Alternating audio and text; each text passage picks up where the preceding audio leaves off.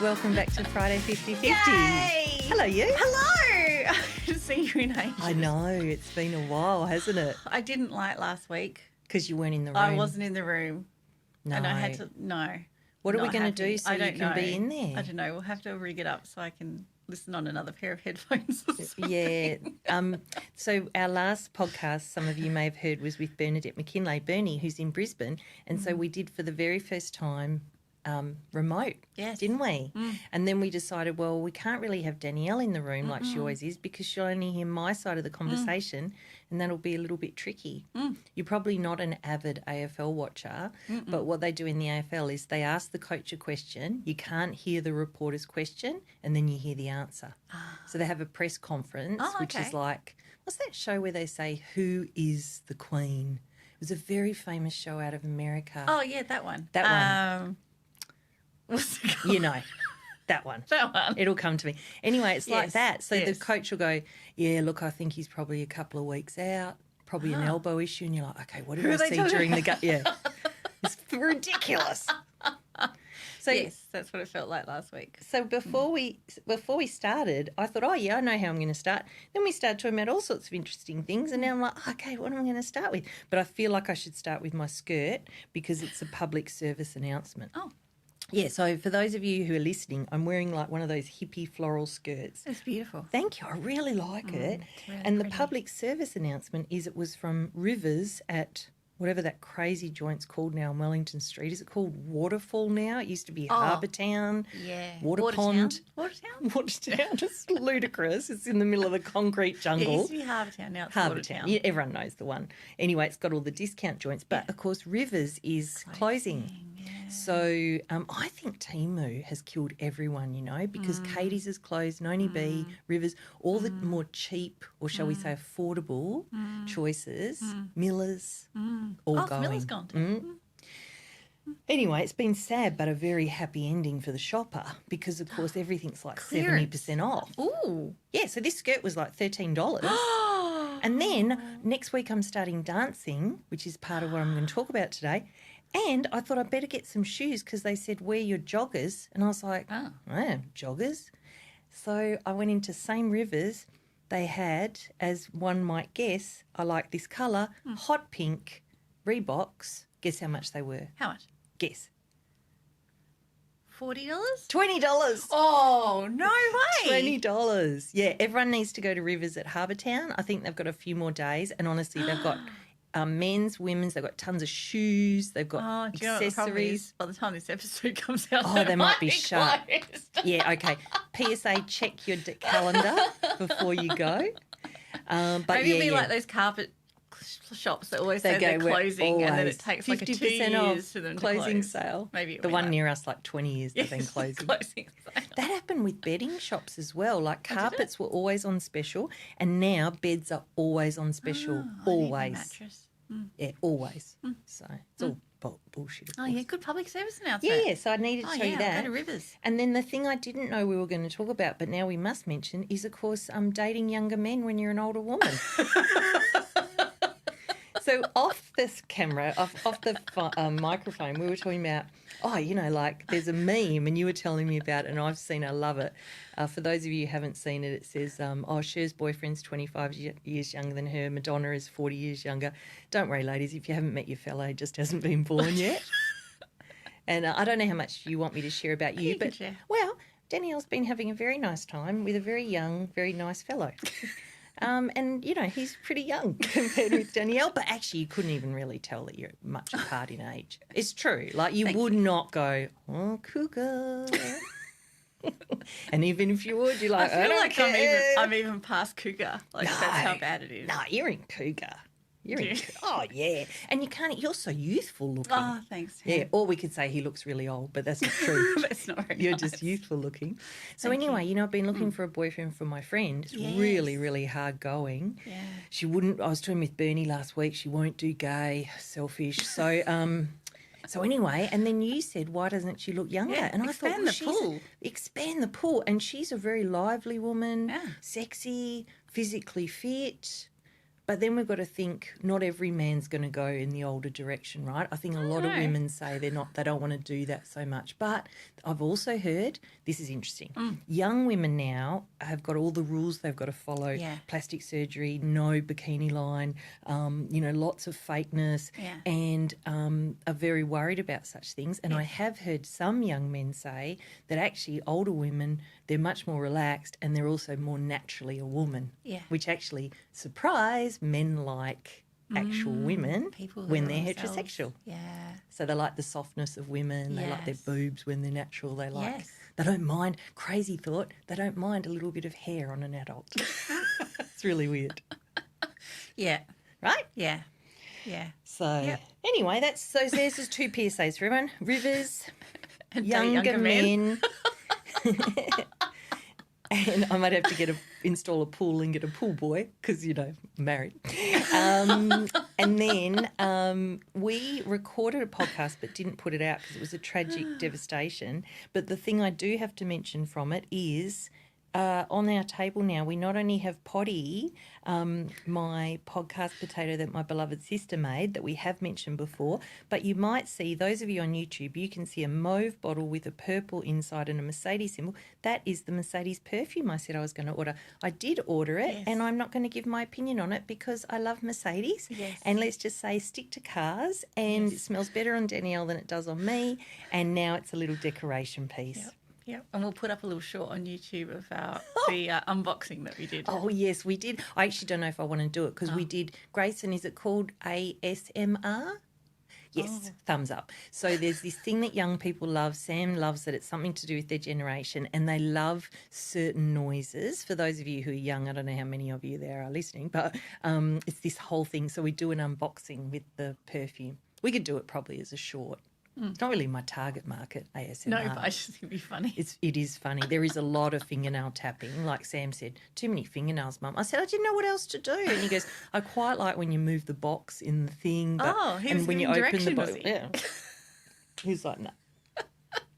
So this episode was meant to be very deep, and we have not started in that direction. All right, let's wade into the pool. I feel happy to be here. I feel happy that I'm up for recording this today and seeing you. How nice. So, okay, here we go, deeper into the pool. So, last episode of Friday 50/50, I talk about my retreat, have a fabulous time, talk about the power of being in consciousness rather than our personality. And I talked about how that had ebbed and flowed. That's continued to be the case, but at the moment it's more in flow than ebb. If flow is positive, ebb is negative, I can feel it more, right? Yeah.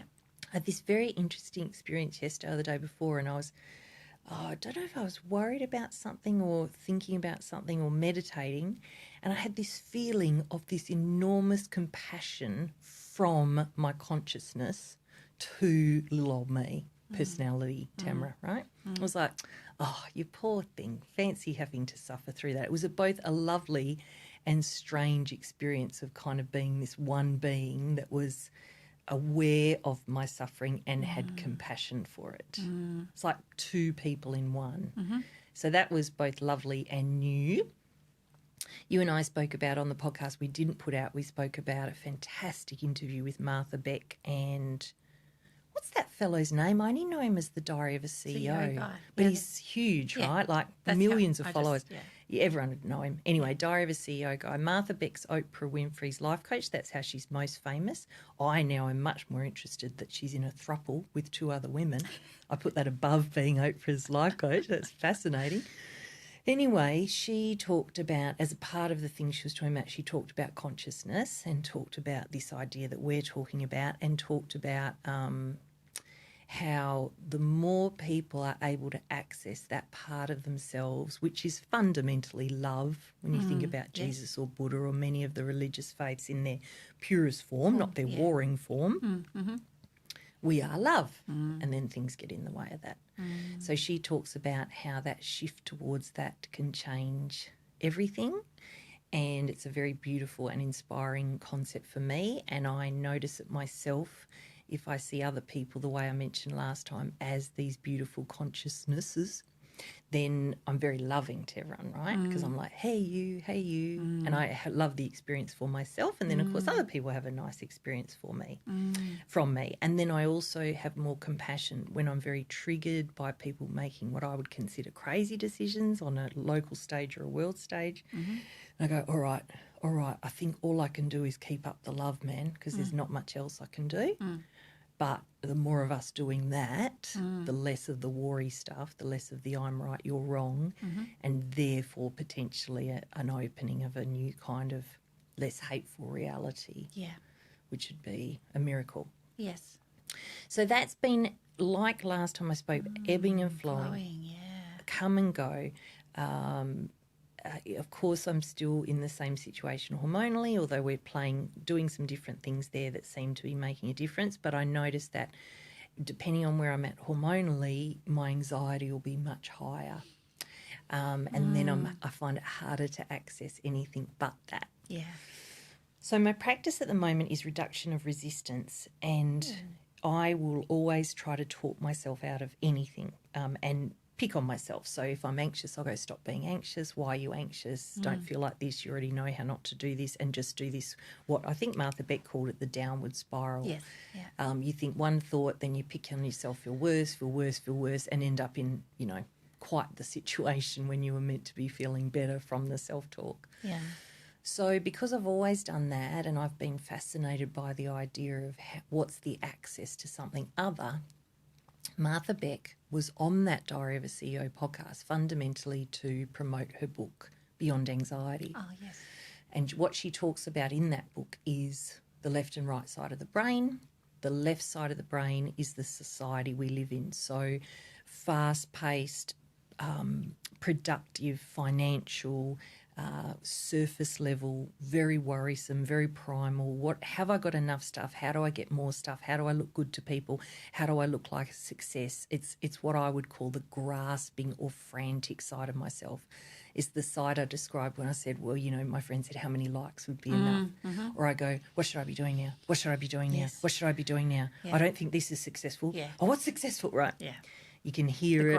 Grasping. We've all got it. It's frantic, and it's very trained in our society to run. Yeah. How was it on that podcast when she said that Jeff Bezos, FM man, says to his staff, I want you to wake up every morning terrified because then you'll be more productive. Yeah. The immorality that this is where I have to practice my consciousness love, right?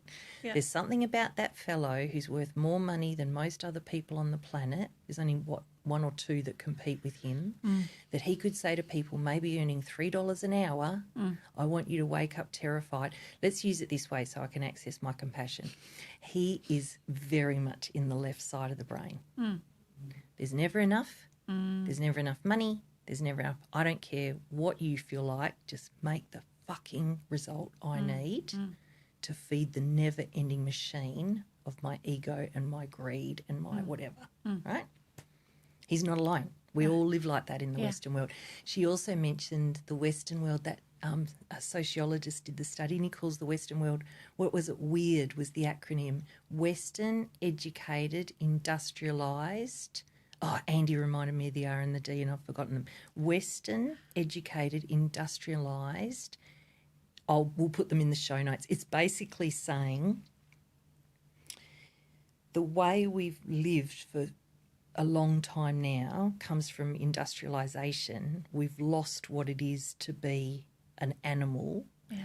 And we don't wake to the sunlight and the noise of birds. We wake to alarm, social False media, false light. We go to bed the same way. We tranquilise ourselves with alcohol, drugs, TV. Yeah. Coffee. I think coffee should be kept. I'm pretty sure the native peoples made some version of coffee, They did right? too, didn't they? They did. Yeah. They knew. Coffee's knew. like, out of bounds, like. But yeah, so why am I talking about that? Because we're in this situation where everything is set up for us to be left-brained. Why am I talking about left brain versus right brain? Martha Beck wrote Beyond Anxiety using these two sides of the brain, Stephen Biddulph, who I'd love to also talk to on here, he wrote a different version of the same book called Wild Creature Mind. They both use the research of obviously a very, very gifted fellow, Ian McGilchrist, out of the UK. He lives on Skye, or at least stays on Skye, where I used to work when I was a backpacker. Very magical place. He discovered that they really are two separate brains, the left and the right. Left is verbal. A lot of cliches aren't true, but some of them are true. So verbal, mathematical, problem solving, grasping, ego, status. You know, how do I ward off a problem? Right is non-verbal, much more intuitive, open, creative, sensitive, but it's non-verbal. So we need to be able to figure out a way to access something that's trying to give us a message. And, of course, the way it gives us the message is through our bodies. So it'll make us feel a jolt of fear or warmth or pleasure or displeasure before we've really even had a thought. So CBT, cognitive-based therapy, has had a level of success over many decades, and it's about change your thoughts and you'll change how you feel. Yeah. What's being challenged now is the feeling comes before the thought. The body sensation comes before the thought. So if I feel something in my body, tension in my chest, which I often do as someone that feels anxiety, tension in my chest, I'll have the thought, I don't feel good. CBT says, say to yourself, I do feel good, but you can see it's back to front, right? Because I'm going, I do feel good, and my chest going, I don't. Yeah. And so I'm only part way through both books, and I've actually been moving between the two because I started with Steve. I thought he's got a nice, warm, easy reading approach. Then I listened to Martha and thought I better have a look at hers, started hers and enjoyed it at first. Now she is not only talking about the right brain but internal family systems and all sorts of other parts of therapy. And actually what I need to do is just practice this right-brained access, receptivity to how I'm feeling, non-judgment of how I'm feeling, and just become better and better at going, however I'm feeling, that's okay. That's making a lot of sense. It's very interesting. Yeah, I and like the way you explained the two of them. Thank you. The researcher is obviously that Ian McGilchrist is clearly no joke. There's been other work done, but he also put out a book, which we'll put in the show notes, an older book, a larger sort of tome that talks about, it's a great name. Steve said it's not a great name, Steve Biddulph, but I disagree. It's The Master and His Emissary. Ooh. That's the name of the one that he put out. Then the other day, must be because I'm talking about it, my phone heard, a book came up as a recommendation, and it was a mythical version of this same concept. So I've got to get that one too. Because I can feel like this is when you get the feeling this is the thing I'm meant to be looking at the moment. Yeah, and the universe is giving you these little things, these little breadcrumbs. Because you've said, I need these breadcrumbs. Yeah, I need these breadcrumbs, and it goes, all right. But if you imagine that I'm normally, and certainly when we met and started working together, if I'm fast-paced, grasping, what's next, what should I be doing, what's right, and then there's this feeling, just do this, like that. Yeah. Just do this. And it's like, that feels a little bit not going a million miles an hour. So it makes me question it, right? Because what's happened is I've had these opportunities to have different teachers about different things. So I'm in this space. I go on the retreat. I go, I wonder what I'm going to want to do with my life. Come and talk to you about that. Don't know the answer. Then I've had more time in between when you and I spoke, and then I've had largely a nice time, some anxiety, some revelation. I feel good today, and the reason I wanted to have a Friday 50-50 today is I thought I can share stuff that could be useful today. It's nice for me to talk about it, and it could be useful. And there's been this space where it's like my instinct has been just get that thing, the thing we just said. Just get when you feel a certain way, be okay with it. Just practice that for a little while. Yeah. Because it's a whole new... Exercise that muscle. If I'm 51 and I've been doing the other for as long as I could virtually think, that's a lot of years of practice to go, snap out of it, don't feel anxious, fucking idiot. Nah, that's very... The neurons must be like ropes in my brain. Yeah. And then there's this little hair strand of, love you. So do something different, yeah. Feel how you're feeling. It's okay. So I've had the feeling to do that. And then, of course, because I am always thinking what's next and all the rest, the other part of me, I've spoken to a book coach because books keep coming up, came up in my Land of Plenty. A couple of friends have said, where's the book, sort of out of nowhere. And I'm like, is that a sign? Yeah. Spoke to a lady who's connected to the natural success work that I work with out of the UK. Yes. And we looked at something there. Another book coach popped up, asked me to be friends on LinkedIn. I thought, that might be a... Fine, yeah. Couple of different things with Open Ground, my beloved place where I did the retreat. And it's really interesting because I want to take up all the options. And there's a big part of me going, a little bit like you said once on here, you don't have to go outwards at the moment. You don't have to go outwards at the moment. Just stop, get the thing you can see there is to get. Yeah. Have a bit of a, it's not quite the right word, but have a bit of a like rest. Like a truth circle. Is this true for me to do right now? Yeah. And I've used that a couple of times this week very usefully. And every time I go to ACT to get further teaching or further ways to be successful, it's not occurring as an opportunity at the moment. I'm like, no, not right now. Yeah. And then another part you of have me, everything at the minute. right? Yeah. But another part of me marinate goes, in it for a I know bit. it's marinate. Marinate. Percolate. Percolate's my other favourite word. I just need to percolate on that for a bit. I like percolate. I'd never use percolate. I have use used percolate marinate. a lot. One of my favourite lines It's was... like reminds me of coffee machine. Maybe that's... Yes, happy. Now I can smell coffee and there's no coffee near us. Could be having a stroke. It's more just probably the percolation word. But, that because I come from a get it done, do stuff. Even like if I think back to my Landmark training 20 years ago, if I said to one of my coaches at Landmark right now, I get the feeling just to have a bit of a rest and sit in what I've learned and just give myself some space, do you know what they would say? What? You're running a racket.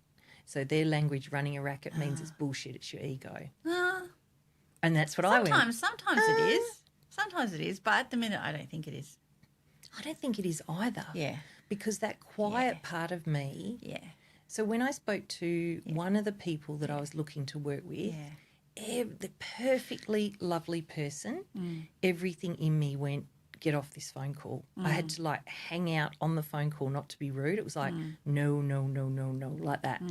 And then I went, is that my racket, old language, but ego, my self-saboteur, people would understand.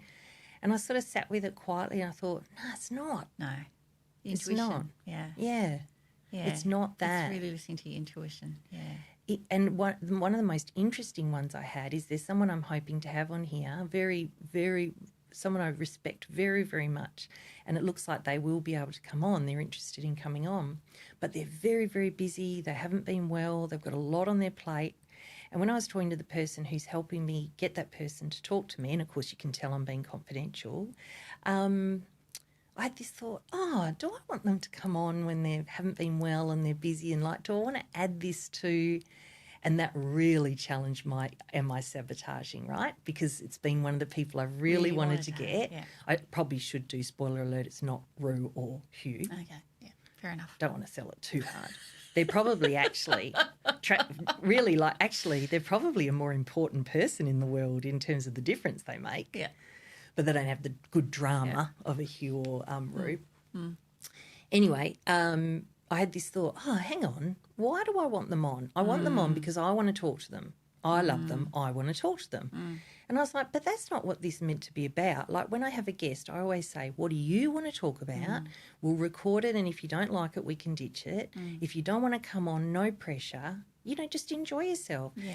So when I spoke to the person helping me, I said, this is my instinct. And they said, yeah, good instinct. I think they do want to come on. I think you should have them on, and you're right to give them some time and space. Yeah. So actually that's a very good example. Whilst it was a bit of a drawn-out example, it's something really happening for me. Yeah. it's a good example of where you've got this left brain noise, and I'm using this as a total layperson, obviously. Yes. Left brain noise, get the person. Yes. They're important. You love them. They could be good for people being interested in your podcast. Get them on. The other part, I think they're a bit tired and busy, and I want this to be about love. Why would I force anything there? And the freedom, it's like, I remember in the last podcast saying the freedom of being with your consciousness. It's the same kind of feeling. It's like, just let it go. You don't have to be negative and turn them off coming. You don't have to sabotage it all. Just leave the space. Yeah. Give them the love. They'll come at the right time. And that's the other piece of the puzzle with this franticness, is the patience and faith that I talked about last time. Peter Crone, the handsome UK guy, is everywhere on my feed at the moment. Yeah. Patience and faith. Patience, and the big part is the faith and trusting myself that quiet instinct that actually is very wise is okay to listen to. Oh, it's so restful in comparison. Have you had that experience of frantic versus... Oh, yeah. It's very different, isn't it? Yeah. Well, busyness is my ego strategy for me. So when I am, when my ego is getting, so if I want to do something, because I want to write my book, right? Yes. So my ego's like, oh no, look at all these things you need to do. Oh, it's I'm, a distracting I'm ego. so busy. You ask me all the time, Tam, how many things I've got on. Oh, I'm so busy, Tam. Yeah, you do have a doing lot this. on. You do have a lot on. I don't really have a lot on. I mean, it, like You if I look at it do, from but my quiet side, yes. there's plenty of time. I was going to say, I think all of us in the whole world, pretty much, unless you may be in a sweatshop in Bangladesh, you can, anytime someone says, I don't have the time, ego. it's bullshit. Yeah. Everyone has time for Netflix, My other man. favourite one is others. I can't do things because others need me, Tam. Others. It's the true. others. It's true. Again, well, I can tell you bullshit now, story. I am desperately, Bullshit I story. do not want you to write. I need you available 24/7. How cool is that? How cool is that to see that? It is, and So I love you're- working on those strategies. Yes. Because then when I'm doing it, I'm like, oh yeah, I'm doing that thing where I'm on that track. I'm on that spiral. Yeah. And that busyness thing, do you notice, and this is a question, I don't know what you'll say, do you notice if you're distracted by the busyness, you see what you're doing, can you then go and write? Can you deal with stopping the busy, or is it anxiety provoking to go, I'm going to stop the busy now and go and write something? Yeah, no, it's not anxiety provoking, but I usually have to do some sort of circuit break. Okay. I haven't yet mastered the just stop it. Got it. I normally have to go and do some sort of spirit guidance, a little meditation where I give my quiet side an opportunity to speak to me. Yes. And then tell me what my problem is that I'm avoiding. Because sometimes that's it's very not good. really obvious to me why I'm upset about something. And it's usually a feeling has happened and I don't quite know how to deal with it. So the ego steps in and goes, well, let me just put you in your comfort zone of busyness to soothe your emotion. Yes. So often I have to do the spirit guidance to tap into, this is what I was emotional about. Yeah. Obviously there's been a lot of change in my life at the minute, so there's a lot of stuff coming up for me. So you'd be very busy. Very busy doing my spirit guidance. Very busy. So that's super clever for a couple of reasons. The busyness, the left side is very practiced, very accepted, very what we're all doing and all told to do. I love that circuit breaker idea, and it's very helpful for me also, and hopefully for people listening, because it is very difficult to quieten down the left and gently listen to the right. Because one is like, like as annoying as that sound was meant to be. I think I achieved it. And the right is like this. Hello. Love is great. You're great. Okay. You can't even hear that I won't do it again for Grayson's and everyone else's ears. I also want to do a screeching noise, like a hawk or I won't do it. Good. Like that. Yeah. And there's this other, that sounded like a squealing pig, but the same idea, very loud. Oh, that just reminded me, I did MBSR 15 years ago for the first time with Open Ground. And the lady that, Mindfulness-based stress reduction. Thank you. Thank you. And the lady that ran it, her name was Lee Goddard Williams, and she is the sister of Timothea/Tim Goddard, who runs Open Ground. Okay, yep. And she was my teacher in Perth because she lives in Perth. That's where Tim grew up. And she used to say, this is really good, she used to say that we have this upset part of us, and she used to describe it like it's like a little piggy that's upset. And that noise I just made, that, Yeah. you know, when you hear a really upset little pig. Yeah. And she goes, so you hold on to your little piggy Yes. while it's squealing and go, Yes. you're all right, little piggy. And then you just let it squeal. Yeah. Thich Nhat Hanh, I've always used it, find it so hard to practice. It's definitely the practice for me at the moment. Remind me if I forget, Danielle. Be with what is. Yes. Give up resistance. Current reality. Don't make it wrong. Yeah. Current reality. Thich Nhat Hanh goes, you know, I've probably said it on here, if you've got lettuce and the snails are eating it, you don't yell at the lettuce. Why are we yelling at ourselves when we're wilting under the pressure of something? Yeah. You know, you water the lettuce. You might use the snail pellets. Yeah. You don't go, fuck you, lettuce, you Yeah. piece of shit, you know? Yeah. And this consciousness I was talking about before, when I was sitting on the chair and noticing how I was feeling, and it was like,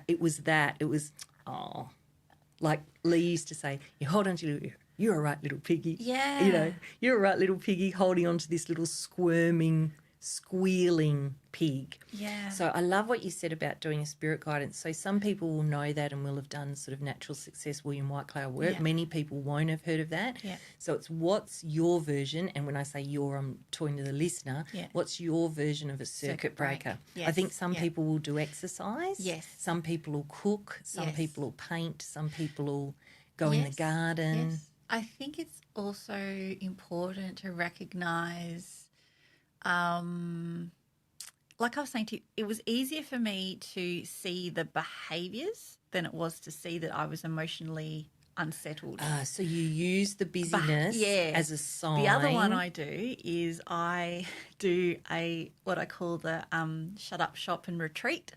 So when I feel overwhelmed, there's too much going on, something's got me rattled, but I don't know what it is. My ego strategy is retreat. Yes. Cancel all my appointments. And so I have this vision of I have a little castle with a moat around it. Yes. And I run inside and I pull the drawbridge up and I go in my castle and I go to the basement and I'm like, I'm not talking to anyone. I'm just going to do all this work and spit out all these things. And, you know, I isolate myself. Yes. And I retreat. And I used to think that was like not a healthy thing, but I was like, oh, I'm an introvert. Sometimes I just need quiet time. Yes. But what I've learnt now is that's actually as bad as the busyness. It's a strategy that my ego uses. But what it does is isolate me from people. Yes. And when I'm emotionally unsettled, Yes. actually having a couple of people that I can talk to, let down that drawbridge. Yes. Have a chat to a Tam, have a chat to some of my other really close friends. Yes. That actually gets me out of it. Yes. But I used to think of that strategy as a safety one. Oh, you know, this is how I protect myself. This is me having good boundaries. But now I've done a bit more work, I can see it's a little bit tricky. It's the ego protecting me, but not in a way that's actually helpful, because I need to have people. I need to not be isolating and in my basement with my drawbridge pulled up. And the reason it's so tricky, and you could have rationalised it for so long, is there will be part of doing that action that is right. Yes. And part that's not. So say you realise you got the castle strategy, you love the castle strategy. And historically, if you hadn't had a Tam or someone else like that, it might have been right, rather than just talking to someone who goes, oh, that sounds no good. You know when you talk to most people and you're upset and they go, oh. And you go, oh, shit, I don't think I should have said anything. So there's a part of your strategy which is probably quite right. Yeah. And then you've realised, oh, hang on, that's not totally self-serving. I need to access the right kind of person. Yeah. But now I know I can see the behaviour. So when I'm in the basement, I can go, oh, I'm in the basement. I'm in the Something basement. is wrong. Yes. I need to do a circuit break, because often I've missed the emotional disturbance. I think for most of us we would have missed it. I don't even know that something has bothered me until I'm already in the basement or already very busy. Got it. And then I can catch myself doing the behaviour and work backwards to Very go, I need clever. to circuit break. Very clever. Well, not really. And a good match for the left's brain, because the right brain is feeling what it's feeling, much quieter. We're much less practiced at getting to that. So the left brain, which is busy or taking you into the castle, it's much easier to see. And now you're going to get me not here because I need more time. Explore what are the actions that I can see, because I think that could be a cleverer way. I can access how I'm feeling. I'm monitoring it all the time. Yes, you're much better at that. But I don't know. I don't know that that's helpful. It can just have me in the same problem looping around. Yeah. I actually think because the feeling comes from the body. Yes. The right hand gives the feeling, the left interprets the feeling, often wrongly. Yes. Right? Yes. The reason you're feeling like that is because you're a lazy piece of shit. Yeah. Oh, yes, thank you, left brain. You're so right. What can I do about that? I know, feel worse. So Martha Beck spoke about this other part of fight, flight, freeze that I've talked about for years in training. I think it was her that mentioned it. Do you remember her talking to the fellow about flop as one of the protective mechanisms, or did I get it from somewhere else? Because I've realised it's so when... It was 2 hours she spoke to him. I know, so it might have even been in her book. I wanted to listen to it again. Oh, yeah, it might be I in the will book, listen to it again as well. So the reason I wanted to mention flop, so there's fight, we know. So amygdala, right? For those of you that may not know it, we've got this primal part of our brain. It's to protect us. It was for saber-toothed tigers, but now it's for everything that we see as a threat, including to our ego. Yeah. So if we get the right kind of trigger, for a lot of people, the right kind of trigger would be someone calling them stupid. The amygdala will go, right, I must now protect the ego, which is fragile. So I'm going to fight, i.e. literally punch you or yell at you or kill you or give you a dirty look. Yeah. They're all fight. Yeah. Freeze, I'm going to not know what to say and look like an idiot just as the person tells me whatever they like, and then 20 minutes later I'll think I would have said this and I would have said that. But in the moment you can only freeze. Flee or fight, flight, freeze. Flight. So if you get upset, you run off. So people literally leave. So they'll leave a house, they'll leave an office. It's really quite humorous to watch if you're not the person fleeing. You go, oh, they're triggered. Yeah. And the other person's got half the sentence out of their mouth. So they're the three that we've known, and we all have different versions in different circumstances and different levels of strength to those reactions. Yeah. I realise that there's versions of freeze where I'm not talking at all, but I can't order my thoughts, or I'm less articulate, or I'm more primal, because when the amygdala's running, we're like a rhesus monkey based on studies like, ooh, this is not good. I don't know what to do. Anyway, it was Martha, I'm sure, either in the podcast or the book, she says there's another two. One I'd heard of before, fawn. Fawn is where you're dealing with an aggressive person or a narcissist. People love that word recently, but, you know, someone who's quite destructive. And as a way of protecting yourself, you will become very ingratiating. So, what do you need? What can I do for you? Yeah. I hate it, but I do that one. Yeah. If someone very aggressive or someone I'm frightened of based on my past, if I have someone like that, I will fawn it up, man, and then I'll hate myself after, because they're a total prick. Yeah. It's normally a man, because that's the trigger. And they will be doing whatever the hell they want. And I'll be like, oh, you're just the best. Because I have to survive the moment, and it lets me survive because I'm stroking their ego, I'm not heightening their anger or whatever else, and then I leave and go, kill me now. But it's a protection strategy. Yeah. Anyway, I knew about all those four. Then Martha talks about flop, and flop has made so much sense to me. Flop is where you check out and you feel like you can't do anything. I used to just think it was because I was a lazy piece of shit. It's an anxiety response. Your castle version is the busy version of flop, because you're in there typing. Yes. You're not on the couch. Yeah, no, I'm working in my basement. You're working. But when I will do the flop response, I'll either do just what I have to do for work or whatever else and despise every moment of it because I don't want to do anything. I will want to not leave the house. I will want to not engage. I won't talk to anyone, same as you're saying, even though it would be very clever for me too. Yeah. And I'll just suffer. So I'm quote unquote safe from whatever the anxiety trigger is, but I'm horribly depressed or upset or self-hating. Yes. But I'm safe. Yes. Safe and depressed. You've described several people I know. Safe and miserable. And so realising that is an anxiety. You hit the flop. You hit the flop. You really hit the flop. Yeah. And then everything gets tied into that, your physicality, Yes. every action you take. Yes. You can't, when I'm in the flop, fully in the Yeah. flop, which I've done so many times in my life, now realising it, as an anxiety response rather than as a laziness or whatever other name I wanted to call myself, I can't or don't want to do very basic things. I don't want to cook dinner. Going to the shops feels like a big deal. No, you can't. I've got to ring back a can't. client. Yeah, can't. I would say can't. Or if I have to, I will do it, but it feels like Mount Everest. Yes. Have you seen the videos of Mount Everest lately with the queues of people going to the top? No. So they'll take a shot of the pinnacle and there is a walker every half a metre. Oh, really? I reckon I wouldn't want to do it now. No. Everyone's doing it. No. But I got a bit of that. I go, I'm not going. Like Australians go and live in London. I go, no, I'm going to Scotland. Everyone said you can live in Melbourne if you want to. And you can live in Melbourne for work. When I went to work in Sydney, I go, that sounds easy. I'm going to Sydney. My girlfriend said to me, ego. You know what? That's true. And it's about my girlfriend Becca I was talking about before I went to the retreat. She said, why do you have to work through everything? Yeah, you have to make it harder. Got to solve it, Danielle. If I'm afraid, I have to be brave. I have to get the experience. Yeah. It's weird though. There are all these strategies that we have. Really busy. So interesting. So interesting. And everyone's is different. It is. So it's all different. based on, like When Open once Ground you would know say, your your own- causes and conditions. Yeah. Yeah. Once you know what your stuff is, it's very helpful. Yeah, it is very helpful.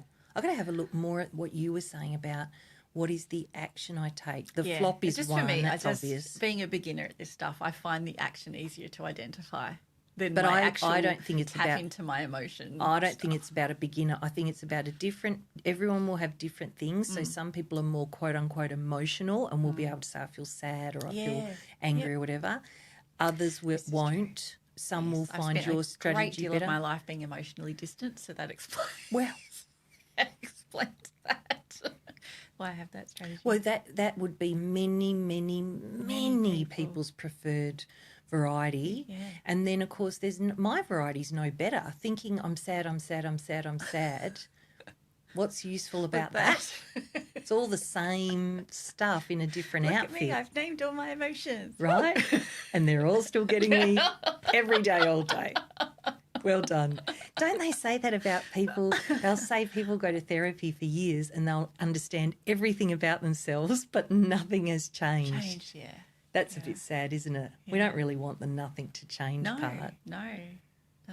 We want to know stuff about ourselves enough so we can not move on from it, but go, thanks very much for coming, but I'm going to do this other thing. Yeah, I think it's about getting rid of a barrier that's not having us be able to express ourselves for ourselves or others. Yeah. So, in my marriage, I try and get rid of habits that don't work for Andy and I. Yeah. In work, I think what's the most useful work I can do that brings me joy but other people. Yeah. And so much of my energy has gone into suffering that I just want to free up a lot of that space. Yes. Because if I'm not spending so much time doing that, Yeah. it's just taking a really long time. Yeah. I heard someone say yesterday, they said it takes half of your life. Actually, was a very famous person, Kurt. People laugh who know these people. Kurt Vonnegut. Oh, look it up. It's a very famous psychologist. And he said, it takes more than half of your life to realise what it's worth, and you can't really know until then. And that's the experience, of course, that we're having as we get a little bit older. Yes. Well, I don't know. Date younger men, you get younger. Wow, you have looked pretty good. I won't say anything more about what's having you look good, just that he's younger. So there was only one other thing that I wanted to say, which was a bit of a miracle thing, and I'll see how much I want to say about it. So you and I spoke before we did our last Friday 50-50 podcast that we didn't put out, the one that was a schmozzle. Oh, my God. That was good to do just to have – oh, yeah, they're not that. We're not doing that. When we talked on that one, part of the reason that we thought I might have been upset coming into it was that you and I had spoken about this very frustrating thing I've had about doing activity in the morning. Yes. Couldn't get over it. Couldn't get myself to do activity. Now, that's not true. I've had periods of time in my life, sometimes more than a year, where I've got into a habit and I've got up and I've done yoga. I've gone for a swim. I've done something very healthy. And then I fall out of the habit and then I get into this, exactly like we've been talking about, anxious cycle. You're a piece of shit, all the rest, excuse all the language today, but it's what I've been saying to myself. But it doesn't make me take the action. Couldn't figure out, what is it? What is it? Couldn't figure it out. Anyway, then I read a poem by David White. I can't really say what it was, but it unlocked something in me. Yeah, gosh, so I wanted to. Good. Yes, please do. Please share. He's a bit godlike, isn't he? Oh, he's amazing. Bit godlike. Love his voice. Let me see if I thought I took a screenshot, but I may not have. Let me just check quickly. If I can't find it quickly, I will show notes. The thing that I wanted to say about it was, I'll do a terrible paraphrase and then you can enjoy the actual poem, those of you that read it. He talks about when you feel like you're going to take a very positive action, it feels like you're going to die, because that is not the darkness you are. I wish I wasn't paraphrasing this. I really want to read it. I think I might pause, find it, use Grayson's editing skills and come back and read it, it. Okay, so the poem is called The Edge You Carry With You, and it was in his book from 2021. What is this beguiling reluctance to be happy? Old David White it, he repeats things. What is this beguiling reluctance to be happy? This quickness in turning away the moment you might arrive. The felt sense that a moment's unguarded joy might after all just kill you. The felt sense that a moment's unguarded joy might after all just kill you. You know so very well the edge of darkness you have always carried with you. You know so very well your childhood legacy, that particular inherited sense of hurt given to you so freely by the world you entered.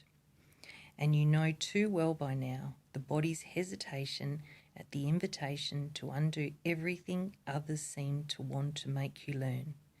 And you know too well by now the body's hesitation at the invitation to undo everything others seem to want to make you learn. But your edge of darkness has always made its own definition secretly as an edge of light. And the door you close might, by its very nature, be one just waiting to be leant against and opened. And happiness might just be a single step away on the other side of that next unhelpful and undeserving thought. Your way home, understood now, not as an achievement, but as a giving up, a blessed undoing, an arrival in the body and a full rest in the give and take of the breath.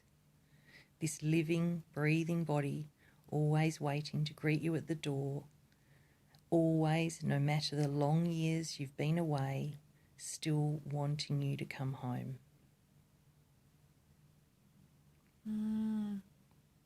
Makes me want to cry. Yes, so talented. So perfect for what I'm experiencing at the moment. Yeah. So perfect.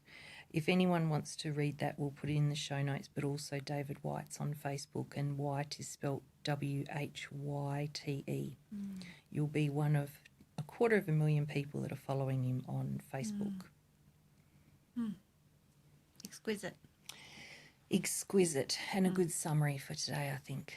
How lovely. Aren't we lucky? We are lucky. So lucky. We are lucky. So lucky.